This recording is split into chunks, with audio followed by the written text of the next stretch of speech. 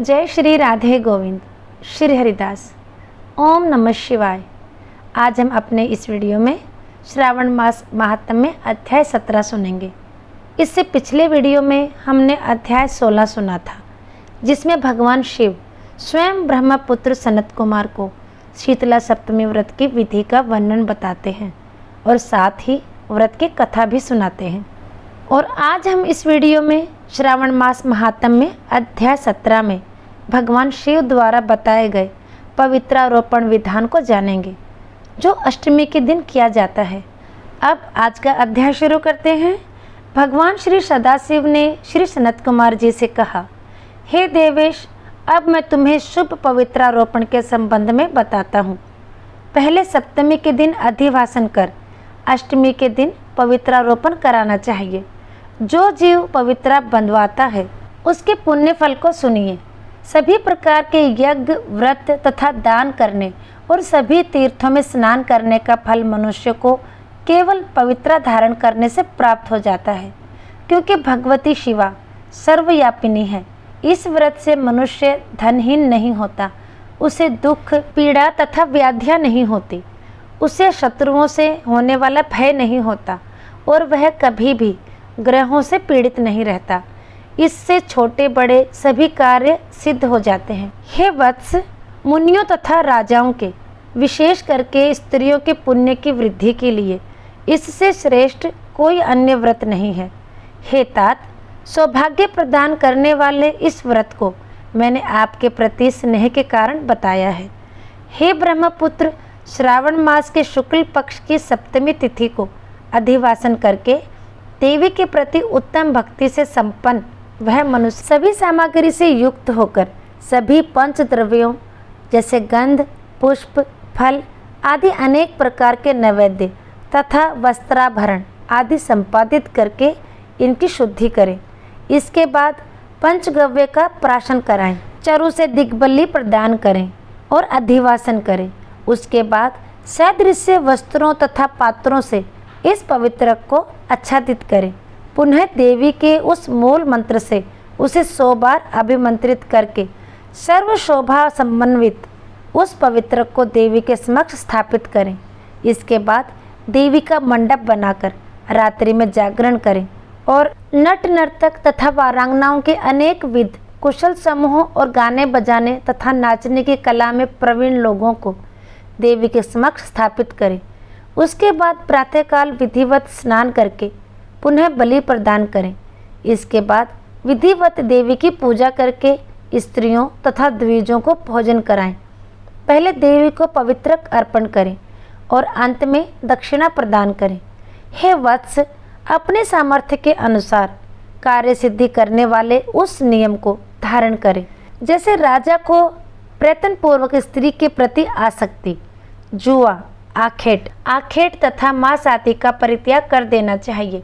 ब्राह्मणों तथा आचार्यों को स्वाध्याय का त्याग कर देना चाहिए और वैश्यों को खेती का कार्य तथा व्यवसाय नहीं करना चाहिए। 7, 5, 3, 1 अथवा आधा दिन ही त्यागपूर्वक रहना चाहिए और देवी के कार्यों में निरंतर अपने मन में आसक्ति बनाए रखनी चाहिए। हे मुनिसत्तम, जो बुद्धिमान व्यक्ति विधान पूर्वक पवित्रारोपण नहीं करता, उसकी वर्ष भर की पूजा व्यर्थ हो जाती है। अतः मनुष्यों को चाहिए कि देवी पारायण तथा भक्ति से संपन्न होकर प्रत्येक वर्ष शुभ पवित्रारोपण अवश्य करें। कर्क अथवा सिंह राशि में सूर्य के प्रवेश करने पर शुक्ल पक्ष की अष्टमी तिथि को देवी को पवित्र अर्पित करना चाहिए। हे सनत कुमार, इसके ना करने में दोष होता है, इसे नित्य करना बताया गया है। सनत कुमार बोले, हे देवादिदेव, हे महादेव, आपने जो पवित्रारोपण कहा है, हे प्रभु, उसके निर्माण की विधि ठीक तरह से मुझे बतलाइए। भगवान सदाशिव बोले, हे सनत कुमार, रेशमी वस्त्र, कुशा, कांस से निर्मित या ब्राह्मणी द्वारा रुई से सूत काटना चाहिए। कपास के सूत्र को तिगुना करके फिर उसका तिगुना करके पवित्रक बनाना चाहिए और उसकी संख्या 360 होनी चाहिए। 360 तारों का पवित्रक उत्तम और 270 तारों का पवित्रक मध्यम माना गया है। 180 तारों वाले पवित्रक को कनिष्ठ या अधम जानना चाहिए। इसी प्रकार 100 ग्रंथि का पवित्रक उत्तम, 50 ग्रंथि का पवित्रक मध्यम तथा 26 ग्रंथि का सुंदर पवित्रक कनिष्ठ होता है, अथवा 6, 3, 4, 2, 12, 24, 10 अथवा 8 ग्रंथियों वाला पवित्रक बनाना चाहिए, अथवा 108 ग्रंथि का पवित्रक उत्तम, 54 ग्रंथि का मध्यम तथा 27 ग्रंथि का कनिष्ठ होता है। प्रतिमा के घुटने तक लंबा पवित्रक उत्तम, जांघ तक लंबा पवित्रक मध्यम तथा नाभि पर्यंत पवित्रक अधम कहा जाता है। पवित्रक की सभी शुभ ग्रंथियों को कुमकुम से रंग देना चाहिए। इसके बाद अपने समक्ष शुभ सर्वोत्त भद्र मंडल पर देवी का पूजन करके कलश के ऊपर बांस के पात्र में पवित्रों को रखें। 3 तार वाले पवित्रक में ब्रह्मा, विष्णु तथा शिव का आवाहन करके स्थापित करें। इसके बाद का सुनिए। 9 तार के पवित्रक में ओमकार, सोम, अग्नि, ब्रह्मा, समस्त नागों, चंद्रमा, सूर्य, शिव तथा विश्व देवों की स्थापना करें। हे सनत कुमार, अब मैं ग्रंथियों में स्थापित किए जाने वाले देवताओं का वर्णन करूंगा। क्रिया, पौरुषी, वीरा, विजया, अपराजिता, मनोन्मनी, जया, भद्रा, मुक्ति और ईशा ये देवियां हैं। इनके नामों के पूर्व में प्रणव तथा अंत में नमः लगाकर ग्रंथि संख्या के अनुसार क्रमश आवाहन करके चंदन आदि से इनकी पूजा करनी चाहिए।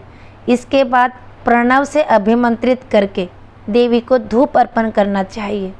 हे सनत कुमार, मैंने आपसे देवी के इस शुभ पवित्रारोपण का वर्णन कर दिया। इसी प्रकार अन्य देवताओं का भी पवित्रारोपण प्रतिपदा आदि तिथियों में करना चाहिए। मैं उन देवताओं का नाम आपको बताता हूँ।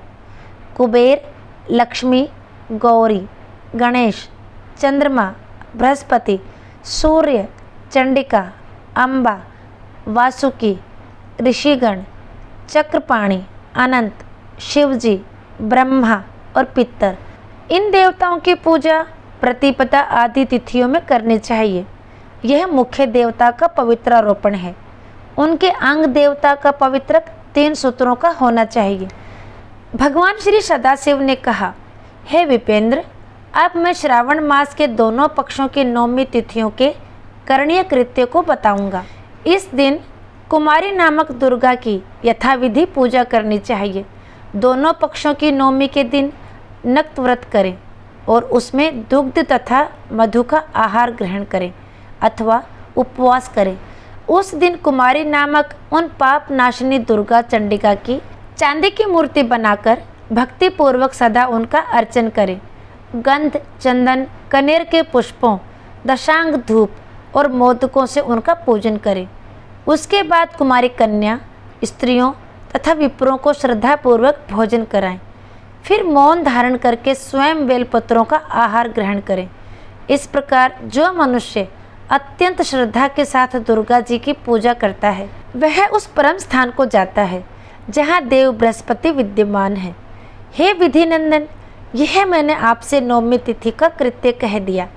यह मनुष्यों के सभी पापों का नाश करने वाला, सभी संपदाएं प्रदान करने वाला, पुत्र पौत्र आदि उत्पन्न करने वाला और अंत में उन्हें उत्तम गति प्रदान करने वाला है। इस प्रकार श्री स्कंद पुराण के अंतर्गत ईश्वर सनत कुमार संवाद में श्रावण मास महात्म्य में अष्टमी तिथि को देवी पवित्रारोपण नामक 17वां अध्याय संपूर्ण। अगर आपको मेरा यह वीडियो पसंद आया है तो इसे फ्रेंड्स फैमिली में ज़रूर शेयर करें। वीडियो को लाइक और चैनल को सब्सक्राइब भी कर लें। फिर मिलेंगे अगली वीडियो में, तब तक के लिए सभी को प्रेम भरी राधे राधे। ओम नमः शिवाय।